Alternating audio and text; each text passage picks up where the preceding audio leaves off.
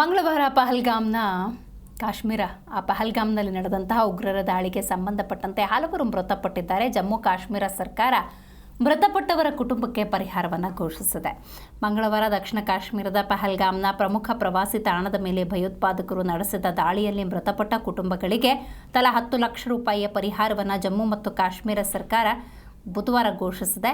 ಪಹಲ್ಗಾಮ್ನಲ್ಲಿ ನಡೆದಂತಹ ಈ ಕೃತ್ಯ ಏನಿದೆ, ಭಯೋತ್ಪಾದಕ ದಾಳಿಯಿಂದ ತೀವ್ರ ಆಘಾತ ಮತ್ತು ದುಃಖವಾಗಿದೆ. ಮುಗ್ಧ ನಾಗರಿಕರ ವಿರುದ್ಧದ ಈ ಅನಾಗರಿಕ ಅರ್ಥಹೀನ ಕ್ರೂರ ಕೃತ್ಯಕ್ಕೆ ನಮ್ಮ ಸಮಾಜದಲ್ಲಿ ಸ್ಥಾನವಿಲ್ಲ. ನಾವಿದನ್ನು ಸಾಧ್ಯವಾದಷ್ಟು ಪ್ರಬಲವಾಗಿ ಖಂಡಿಸ್ತೇವೆ. ಕಳೆದುಕೊಂಡ ಅಮೂಲ್ಯ ಜೀವಗಳಿಗೆ ನಾವು ದುಃಖಿಸ್ತೇವೆ ಅಂತ ಜಮ್ಮು ಮತ್ತು ಕಾಶ್ಮೀರದ ಮುಖ್ಯಮಂತ್ರಿ ಒಮರ್ ಅಬ್ದುಲ್ಲಾ ಎಕ್ಸ್ ಖಾತೆಯಲ್ಲಿ ಪೋಸ್ಟ್ ಮಾಡಿದ್ದಾರೆ. ಪ್ರೀತಿ ಪಾತ್ರರ ನಷ್ಟವನ್ನು ಎಷ್ಟೇ ಹಣದಿಂದಲೂ ಸರಿದೂಗಿಸುವುದಕ್ಕೆ ಸಾಧ್ಯವಿಲ್ಲ.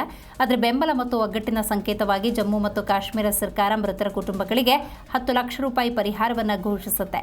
ಗಂಭೀರವಾಗಿ ಗಾಯಗೊಂಡವರಿಗೆ 2 ಲಕ್ಷ ರೂಪಾಯಿ, ಸಣ್ಣ ಪುಟ್ಟ ಗಾಯಗಳಾದವರಿಗೆ 1 ಲಕ್ಷ ರೂಪಾಯಿ ಪರಿಹಾರವನ್ನು ಘೋಷಿಸಿದ್ದಾರೆ.